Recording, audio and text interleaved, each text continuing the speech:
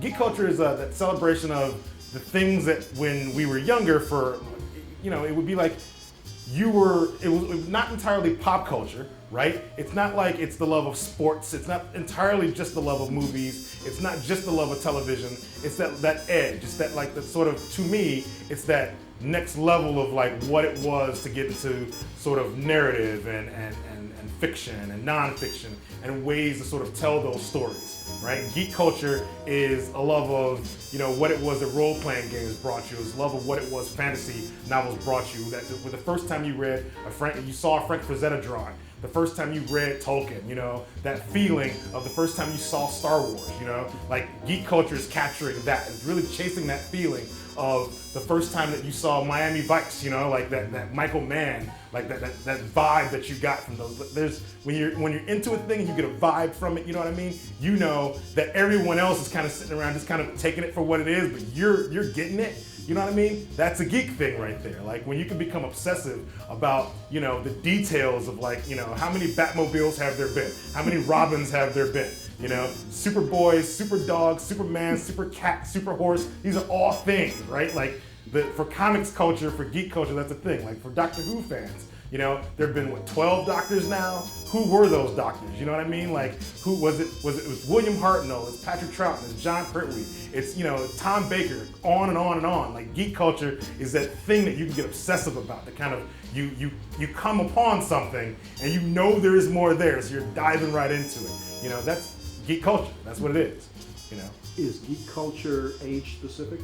I don't think geek culture is age specific, especially not anymore. I think it used to be a thing. I grew up thinking it was a thing that it was for young people, but I'd always meet these guys while I was like into the comics of the 70s and the 80s. I'd always meet these guys who were like older than me, who were there when Kirby and Lee did what they did with the Fantastic Four, but they were also there when Robert Crumb did his thing. They were there when Ratfink happened. They were there, like they understood what was going on behind all those Parliament Funkadelic album covers.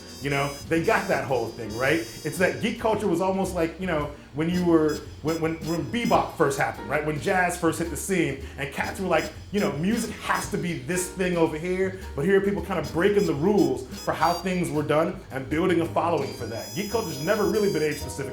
You just think it is given the sort of era in which you live. Right? But now I'm meeting like, 6-year-old geeks who are super into Doctor Who and My Little Pony. And I'm meeting, 70-year-old geeks who were there when, the you should have been there nerds. That thing is still out there, right? Geek culture's it's not gender specific anymore. It used to be that guys would go into comic shops and just dudes and just teenagers and just older, than 20-year-olds, 30-year-olds, 40-year-olds, but women never would. Now you find out that women always were into comics, they were just not walking into comic shops. Once online shopping could happen, they were buying from the Amazons of the world. They read the same things men would read, but just not in the same places men would read them. They just didn't feel comfortable in those spaces.